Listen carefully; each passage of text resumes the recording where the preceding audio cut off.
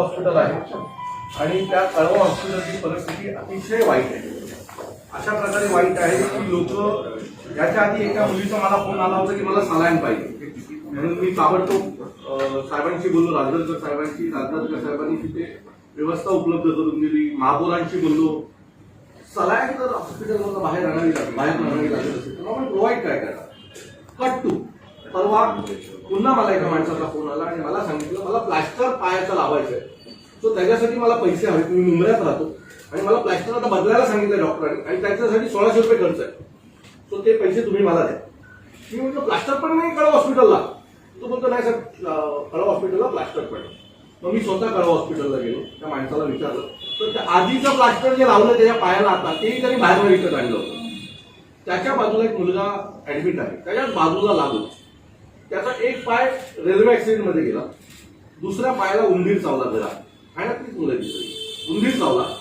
So पहिलं operation जे कळवा हॉस्पिटलला झालं ते चुकीचं झालं आणि ते ऑपरेशन चुकीचं झाल्यामुळे त्याचा दुसरा पाय कापावा लागला. आज तो मुलगा 1 वर्ष झाला कळवा हॉस्पिटलला, त्याचे स्टिचेसच सुकत नाही. काल मी त्याला भेटल्याच्या नंतर तो व्हिडिओवर बोलला की मी 1 वर्ष इथे, मी छोट्या छोट्या गोळ्या पण बाहेरनं विकत आणतो. 10व्या मिनिटाला तुमचा दुसरा डॉक्टर गेला आणि त्याला सांगितलं तुझं डिस्चार्ज दिलंय. म्हणजे काय तुम्ही घाबरवताय का जे आंदोलन करताय त्यांना? हे सगळं झालं डीन समोर, म्हणजे डीन माझ्या बाजूला उभे होते. त्याच्या पुढे गेलो, एक मुलगी आहे 10 वर्षाची, तिच्या कमरेमध्ये पल्स झालाय आणि तिचं ऑपरेशन करायचं, बरोबर आहे. मागचे 14 दिवस ती मुलगी त्या हॉस्पिटलला ऍडमिट आहे. तिला 2 रक्ताच्या बाटल्या हव्या होत्या, तिच्या रक्त कमी. सो 1 रक्ताची बाटली तिच्या आईने बाहेरनं विकत आणली, दुसरी रक्ताची बाटली चढवली नाही म्हणून तिचा 14 दिवस झाले ऑपरेशन होत नाही. त्याच्याच बाजूला एक माणूस होता, दुसऱ्या फ्लोअरला आम्ही गेलो तर त्या माणसाने डीनला सांगितलं की सर मला ऑपरेशनसाठी माझ्याकडे 25,000 रुपये मागितले. मी बोलतो माझ्याकडे 25,000 रुपये नाही. तर त्या डॉक्टरांनी सांगितले मला 10 तरी हजार रुपये द्या. तर ही अतिशय डेंजर आणि धोकादायक गोष्ट आहे कळवा हॉस्पिटलसाठी. कळवा हॉस्पिटल हे गरिबांचं हॉस्पिटल आहे आणि गरिबांच्या हॉस्पिटलमध्ये जर ही परिस्थिती असेल तर मग आपण करायचं काय? मग कोणाकडे ह्या सगळ्या गोष्टी मागायला लागेल? मी एक मानू शकतो की चला खूप मोठा ऑपरेशन आहे तर तुम्ही काही गोष्टी बाहेरनं मागवलात, सरकारी हॉस्पिटल आहे, खर्चाला पैसे नव्हते. सलाईन 30 रुपयाची 25 रुपयाची सलाईन नाही, बँडेज पट्टी देखील, ही बँडेज पट्टी ना ती पण बाहेर काढ. मी हे खोटं बोलत नाहीये. तुम्ही माझा व्हिडिओ, ठाणे लाईव्हचा व्हिडिओ, इतर चॅनलचे व्हिडिओ बघा. हे लोक बोलतात की आम्ही हे विकत आणलं, त्यांनी रिसिप्ट दाखवली. ते रिसिप्टवर सांगतोय मी तुमच्याशी. जर ही परिस्थिती आपल्या एका हॉस्पिटलची असेल तर ते धोकादायक. हे धोकादायक नाहीये का? आपण कशात आपण दुर्लक्ष करणार? ठाण्यामध्ये एवढ्या अनधिकृत बिल्डिंग होत आहेत, त्याच्यावर तुमचं दुर्लक्ष. चला मान्य आहे, तुमच्या अडचणी असतील, नेते तुम्हाला त्रास देत असतील म्हणून त्या अनधिकृत बिल्डिंग बनत असतील, बरोबर आहे. आता हॉस्पिटलच्या औषधामध्ये का दुर्लक्ष?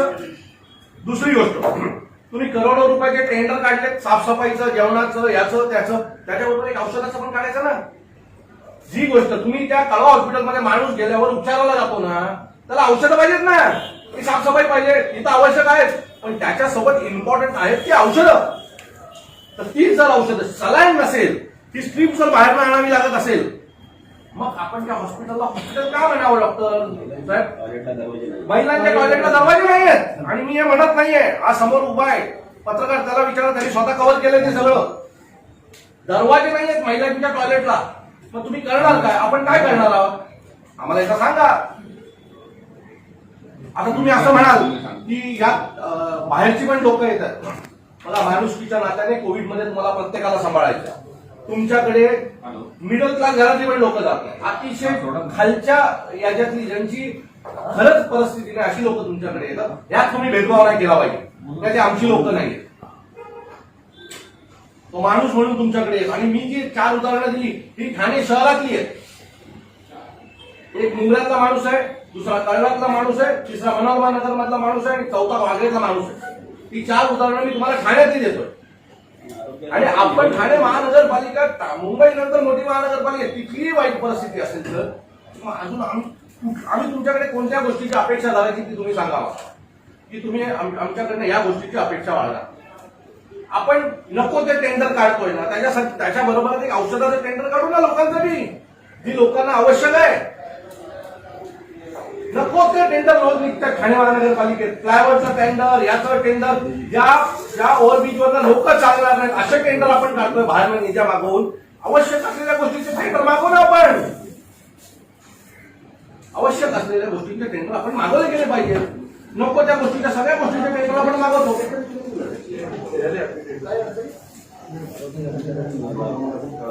महापालिकेच्या आयुक्तांचे आणि महापौरांचे पोस्टर लावून मोठमोठे होर्डिंग्स लागले की स्वच्छतेच्या बाबतीत आपण ठाण्यामध्ये स्वच्छता आणूया आणि ठाणे शहराला प्रथम क्रमांक मिळवून देऊया.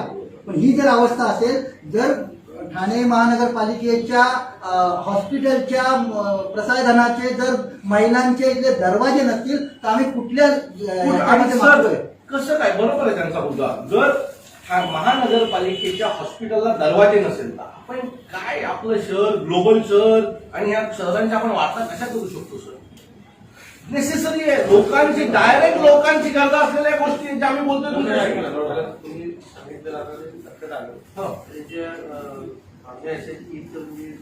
दवाखान्यामध्ये काही नॉन सर्जिकल ट्रेनची मागणी सायकल टॉयलेटची दरवाजे तिसरं म्हणणं आहे प्रकल्प झाला त्याला एक महिला आहे ऍडमिट झाली, एक रक्ताची बॉटल गेली, दुसरी गेली.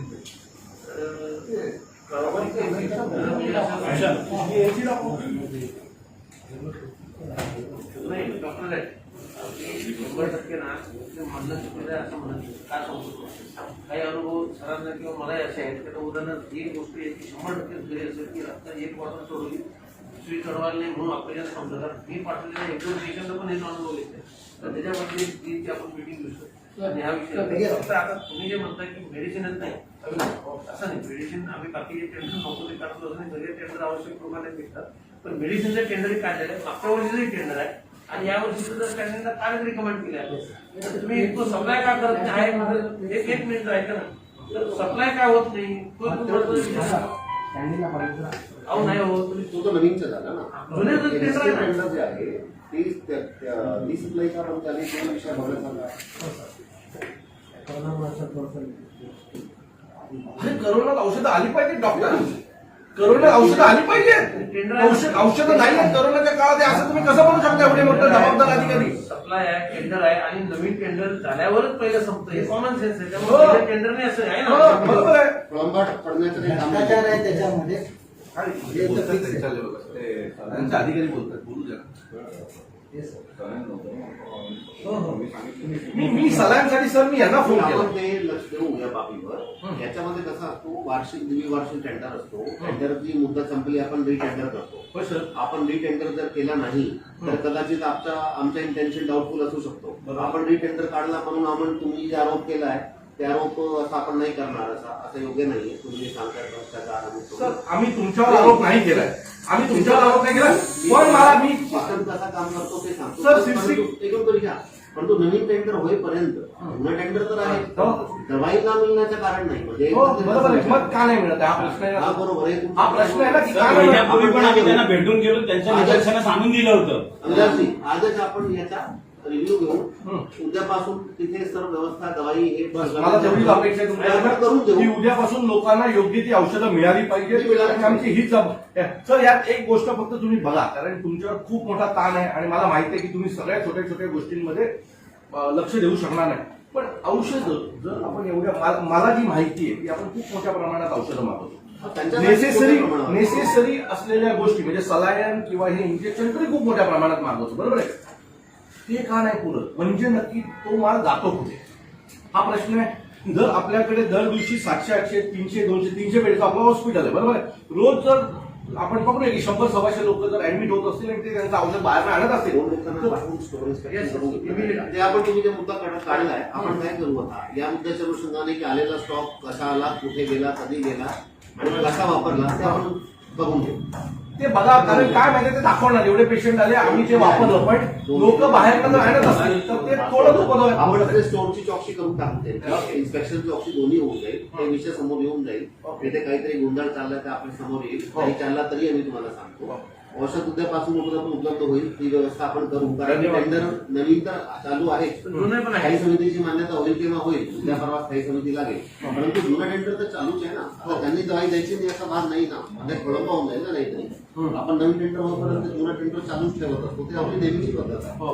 ते आपण व्यवस्था करू. जे काही छोटाफार तुम्ही हे दरवाजे वगैरे हे सांगितले, शौचालय असतील किंवा पिण्याच्या पाण्याचे स्पॉट, ते आपण सर करून घेऊ. काही विषय नाही. मला तुमच्याकडनं तीच अपेक्षा. तुम्ही जर मला म्हणाल उद्यापासून सगळं नीट होणार आहे, तर एक आयुक्त साहेब म्हणत असतील तर मला काही डाऊट नाहीये. पण माझं असं मत आहे, खालच्यांवर कंट्रोल करा. ते जे बसले ते त्यांना आम्ही आम्हाला तुमच्यापर्यंत यायला का लागलं सर सांगतो. आधी त्यांना भेटलो, त्यानंतर आदर्श साहेबांना भेटलो, त्यांच्याकडनं मला आवश्यक असलेली मदत त्या दिवशी मिळाली. बरोबर आहे. पण हे जर वारंवार होत असेल तर कुठेतरी तुम्ही या शहराचे प्रमुख, या महापालिकेचे प्रमुख म्हणून तुमच्या निदर्शनात आणून दिलं पाहिजे. तुमच्या मागून काही वेगळं चाललंय का. आपण परत बसू 2-4-5 दिवसांनी. त्याची व्यवस्था झाली, तुमच्यापर्यंत ही माहिती पोहोचली तरी तुम्ही सांगा. नाही झाली तर इथेच आहे. प्लीज. आपण धन्यवाद. बसू. काही विषय नाही. स्क्रू आणि याच्यासाठी जास्त आणि सर कसं आहे, आपल्याकडे येणारी जी लोक आहेत ही रस्त्यात कुठेतरी ऍक्सिडेंट झालेली लोक येतात. बरोबर आहे. त्यांची परिस्थिती नसते. एक तर छोट्या छोट्या गोष्टी आहेत, म्हणजे स्क्रू जे जर तुमचा हात तुटला असेल तर त्याला फिट करायचे स्क्रू जर ते तुम्ही विकत घेतले तर ते 150-200 रुपयाला पडतील. पण आम्ही एक सिंगल घेतला तर तो 2-2-2.5 हजार रुपयाला जातो. जर महानगरपालिकेकडनं ती गोष्ट जर प्रोव्हाइड करता आली आणि त्याच्यावर एक चांगलं व्हिजिलन्स ठेवण्यात आलं तर मला माहिती आहे त्याचा गैरवापर पण खूप होऊ शकतो. पण जर ते करण्यात आलं तर खरंच खूप गरीब आहे, ज्यांची परिस्थिती नाही आहे, अशा लोकांना ते प्रोव्हाइड करण्यात यावं अशी आमची तुमच्याकडे मागणी आहे.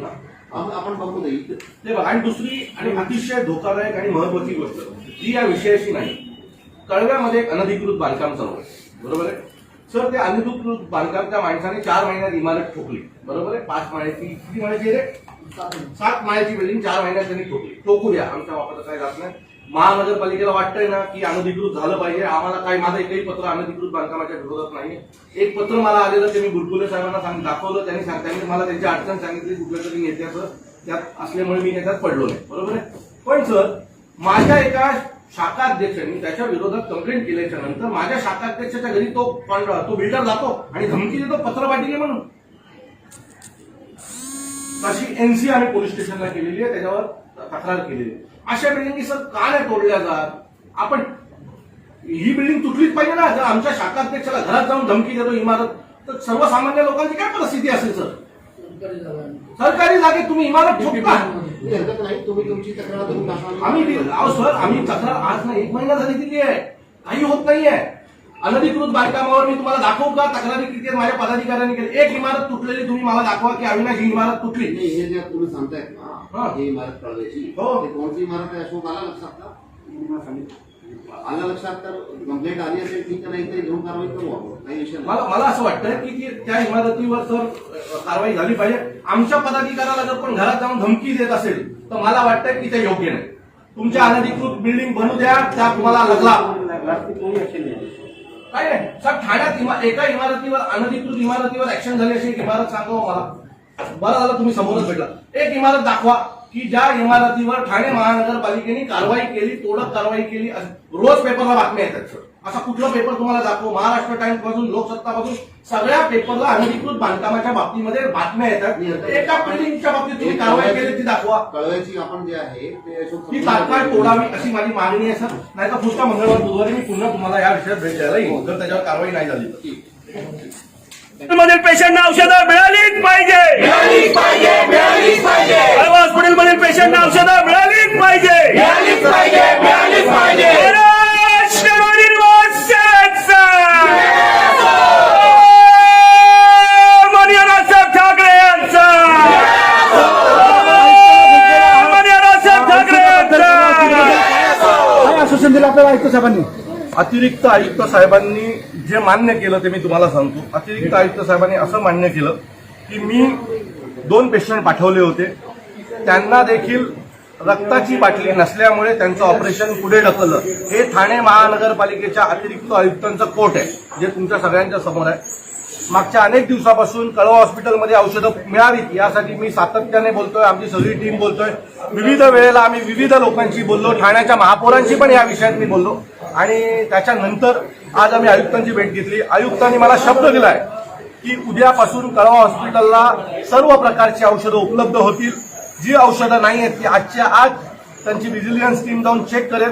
किती औषधं आहेत, किती औषधं नाही आहेत, किती औषधांना साठ्याची आवश्यकता आहे, अशा सगळ्या प्रकारची औषधं उद्यापासून कळवा हॉस्पिटल येथे उपलब्ध होतील असं मोफत हे आयुक्त साहेबांनी आता आम्हाला शब्द दिलेला आहे. त्याच्यासोबत ज्या वेळेला एखादा ऍक्सिडेंट होतो आणि त्यावेळेला पायामध्ये स्क्रू टाकाव्या लागतात, प्लेट्स टाकाव्या लागतात, त्यासाठी जो मोठा खर्च आहे तो डायरेक्टली ज्याचा ऍक्सिडेंट होतो अशा गरीब लोकांवर पडतो.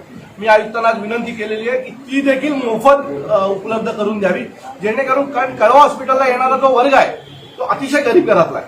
तो त्यांना या छोट्या छोट्या गोष्टी जर उपलब्ध झाल्या तर ठाणेकरांचा त्यात फायदाच होईल, ठाणेकरांना एक दिलासा मिळेल. माझं असं मत आहे की कोविडच्या काळानंतर जगात जी महामारी आली त्याच्यानंतर जर आपण आपली आरोग्य व्यवस्था बदलली नाही तर ते धोकादायक असेल भविष्याच्या पिढ्यांसाठी. त्यामुळे ही वेळ आहे, देवाने दिलेली एक शिकवण आहे आपल्याला की आता तुम्हाला सांभाळायचं आहे, तुमची आरोग्य व्यवस्था सुधारायची आहे. जगभरात विविध लोकांच्या आरोग्य सेवा उत्तम आहेत, पण भारतात किंवा जर आपल्या महाराष्ट्रात आरोग्य व्यवस्था अतिशय डगमगायला आलेली आहे आणि त्याच्यावर लक्ष दिलं गेलं पाहिजे. हे आज आम्ही त्यांच्या निदर्शनात आणलेलं आहे. उद्यापासून आयुक्तांनी आम्हाला शब्द दिलेला आहे की उद्यापासून ते औषधं, कुठल्याही प्रकारची औषधं कळवा हॉस्पिटलला कमी पडून देणार आहे. आणखी एक विषय आम्ही त्यांच्याकडे मांडला तो अनधिकृत बांधकामाचा होता. अनधिकृत बांधकामं खूप चालू आहेत, आम्हाला काही फरक पडत नाही, तुम्ही तुमचं करा, जर तुम्हाला असं वाटतंय नाही तोडली पाहिजे नका तोडू. पण आमच्या कळव्यातल्या एका पदाधिकाऱ्याने एका इमारतीच्या बाबतीत तक्रार केल्याच्या नंतर 12 वाजता तो बिल्डर त्याच्या घरी जाऊन त्याला दम देतो.